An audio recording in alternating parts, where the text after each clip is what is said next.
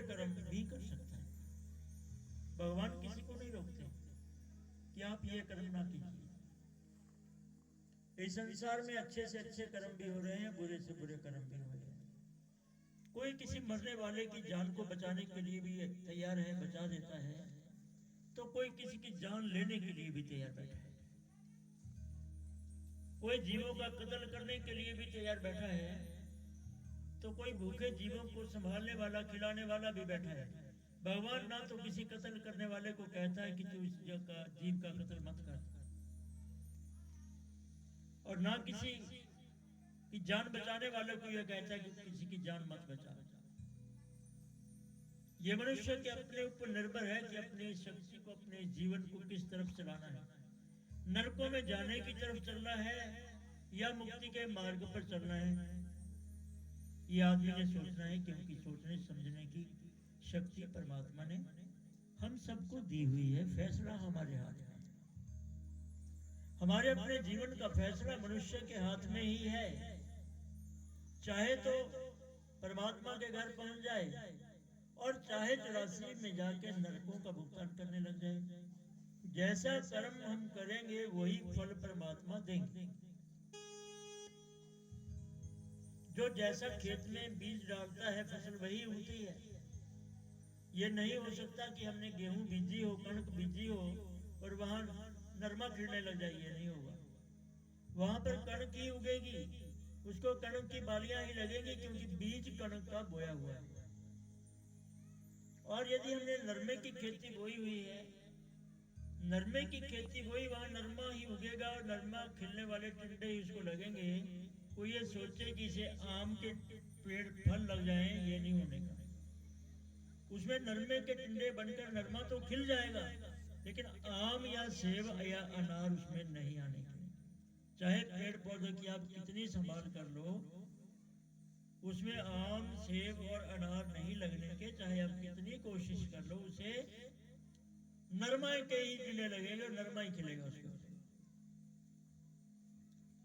तो इसी तरह से आदमी जो कर्म करेगा उसके सामने वही तो आएगा ना। हम करें तो पाप कर्म,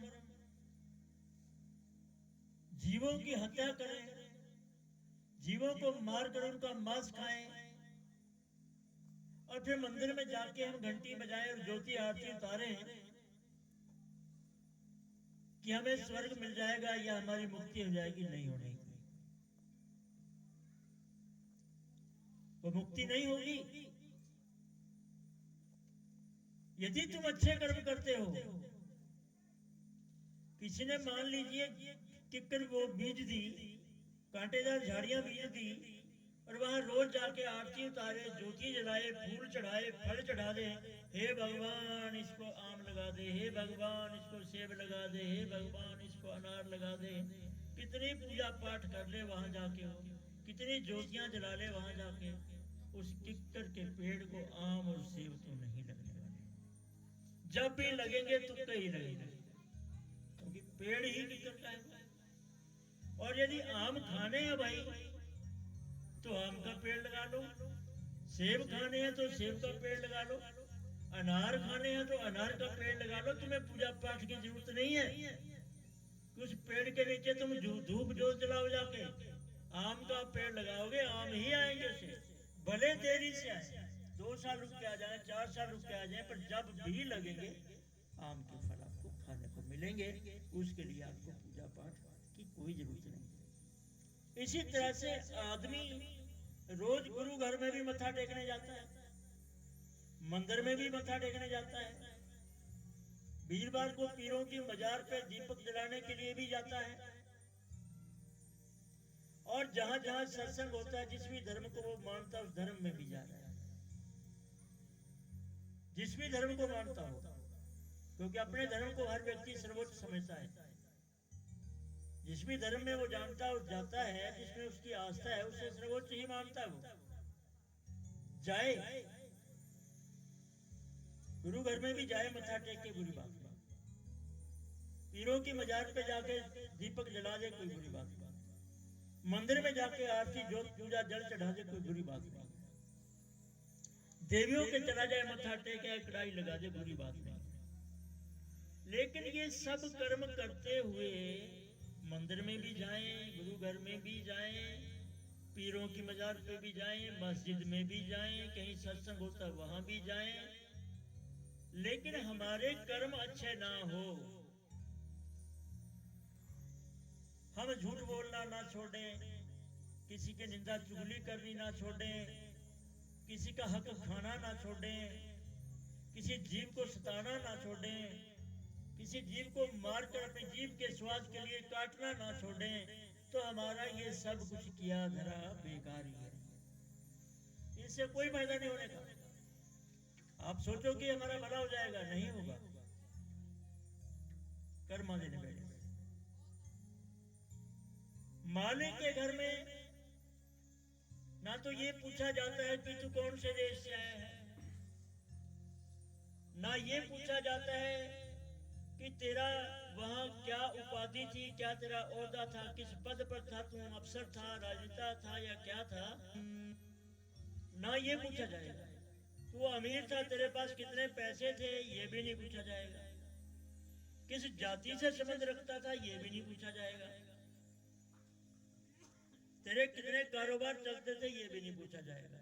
तू कितना हष्ट-पुष्ट तगड़ा जवान था, ये भी नहीं पूछा जाएगा। वहां ये पूछा जाएगा कि तूने कर्म कैसा किया है, कर्म कैसा किया है, कि तूने नाम जपा है परमात्मा का, कोई भला किया किसी का, किसी का बुरा तो नहीं किया, किसी के निंदा चुगली तो नहीं की। सबसे बुरी जो चीज है, किसी की निंदा चुगली करना सबसे ही बुरा है। चुगली करने वाला तो पापी है ही, निंदा करने वाला, निंदा सुनने वाला महापापी। मैं नहीं कह रहा, ये संत मत कह रहा, हमारे ग्रंथ कह रहे हैं, हमारे शास्त्र बोलते हैं ये बात कि निंदा, किसी की भी निंदा करने वाला तो पापी है ही, लेकिन निंदा सुनने वाला महापापी होता है, जो उसकी बुराई को सुनता है। फिर निंदा करने से मिलता भी क्या? गुरुजी कहते थे कि माना चुना बहुत बुरी बात है, चोरी करना अच्छी आदत नहीं, लेकिन चोर किसी के घर में चोरी करके अपने घर कुछ माल लेके आता है, कुछ लेके तो आता है, भले माड़ा काम है। बेईमानी करना बहुत बुरी चीज है, बेईमानी नहीं करनी चाहिए, लेकिन बेईमानी आदमी भी, बेईमान आदमी भी बेईमानी करके कोई पैसा अपने घर लेके आता है। ठगी मारना बुरी बात है, किसी से ठगी नहीं मारनी चाहिए, लेकिन ठग आदमी भी किसी से ठगी बगी करके अपने घर कुछ पैसा तो लेके आता है। संतों ने कहा निंदा करने वाला, जो निंदा करता वो अपने घर क्या लेके आता, बताओ। शास्त्र ने कहा निंदा करनी बुरी चीज है, ये सब काम बुरे ही है, लेकिन निंदक आदमी जो किसी की बुराई करता, निंदा करता, वो क्या लेके आता अपने घर में, ये बताओ। उसे दुनियावी तो कोई बेनिफिट नहीं हुआ।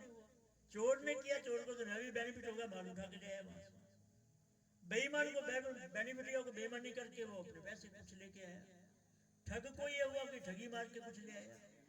दो नंबर का ब्लैक का धंधा करने वाले को एक ब्लैक का धंधा करके पैसे कुछ ले आया। पर किसी की निंदा बुराई चुगली करने वाले को क्या मेरा बताओ, वो क्या लेके आएगा? संत कहते हैं निंदा चुगली बुराई करने वाला, जिसकी वह निंदा करता है, उसके पाप कर्म अपने घर लेके आता है, जो उसको दिखते नहीं।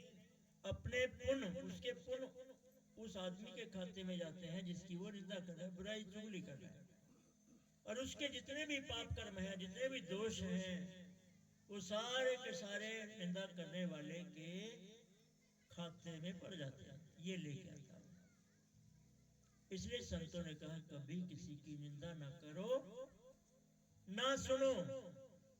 कबीर जी ने ये कहा कि अगर तुम्हें निंदा करने के बगैर चैन आती नहीं, तुम्हारी आदत है कि हमें किसी की बुराई करनी ही है, तो कहते हैं कि यदि बुराई करनी है, निंदा करनी है, तो अपनी मां की कर ले, अपनी मां की निंदा कर, उसकी बुराई कर ले, ताकि तेरे पुण्य कर्म तेरी मां के खाते में तो जाए, और जो पाप तेरी मां के खाते में पड़े हैं, जिसका दंड तेरी मां ने भोगना है, वो तेरे खाते में आ जाएगा, अगर शौक ही है।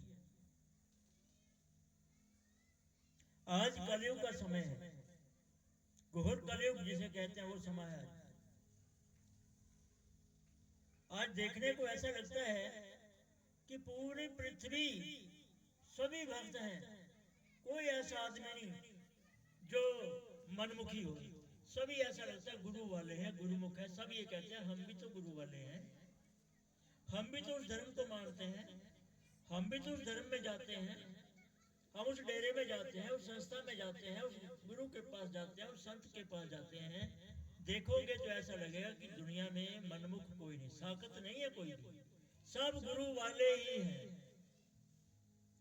पर जब दुनिया के हम हालात देखते हैं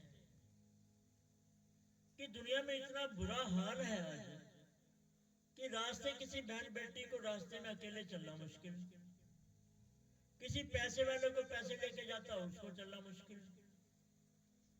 आज से 20-50 साल पहले आपने देखा होगा कि हर गांव के अंदर शराब का ठेका नहीं होता था। गांव में शराब का ठेका नहीं, शराब कहीं दूर पार मिलती थी शहरों में जाकर, और ना कोई मांस काटने वाले की दुकान होती थी। 20-50 वर्ष पहले मेरे देखने की बात है। शहरों में भी कोई इक्का दुक्का दुकानें थी, शहरों में भी कोई 1-2 ठेके शराब के हुआ करते थे, इससे ज्यादा नहीं। 20-50 साल पहले तब धर्म का इतना बोलबाला नहीं था जितना आज है। इतना ढिंढोरा परमात्मा के नाम का आज पीटा जा रहा है, तब नहीं था। तब इतने संत भी नहीं थे, इतने डेरे भी नहीं थे, इतने धर्म भी नहीं थे जितने आज हैं।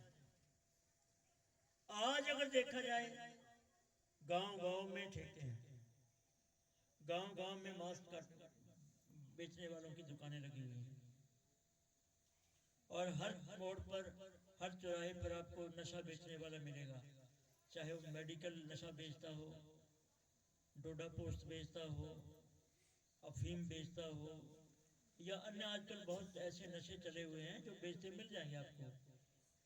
विचारणीय बात यह है कि जब सारे गुरु वाले हैं, जिसे पूछ लो गुरु वाला, जिसे पूछ लो गुरु वाला, तो फिर ये इतनी शराब कौन पी रहा है? ये इतने बकरे मुर्गे काटे जा रहे हैं, ये कौन खा रहा है?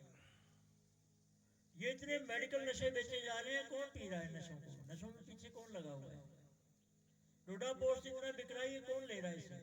सभी तो गुरुमुख है ना, सभी गुरु वाले। किसी से पूछ लो, आप किसी भी आदमी से पूछ लो, यही जवाब है उसका कि हम भी तो गुरु वाले हैं, तुम कोई ज्यादा थोड़ा हो। तो फिर ये कौन कहाँ बिक रहा है? अरबों रुपए का तो शराब के ठेके उठते हैं हर साल, हर गांव, हर नगर, हर चौराहे पे, रोडों पे ठेके ठेकेदारों के मिलेंगे आपको। शहरों में देख लो, कसाई बकरे काटने, मुर्गे काटने वाले बहुत। मुर्गी फार्म देख लो कितने खुल गया, सुअर फार्म कितने खोल लिए लोगों ने, बकरी फार्म कितने खोल लिए लोगों ने। ये सब कुछ, अंडे कितने बिक रहे हैं, कौन खा रहा है? सभी तो गुरु वाले हैं, सभी तो धार्मिक है ना। आज इस कलयुग में धर्म का बोलबाला है, दिखावा है, हकीकत में कुछ नहीं। अंधे के पीछे अंधा लगा हुआ है, अंधे को अंधा मार्ग दिखा रहा है, दिखाने वाला भी अंधा और जिसको मार्ग दिखा रहा है वो भी अंधा। तो कहां मरेंगे? दोनों कुएं में तो डिगेंगे जाके। गुरु जिनों के अंधे चेले कूद पड़े, जिनके गुरु अंधे हैं उनके चेले कुएं में पड़ते हैं जाके। आज ये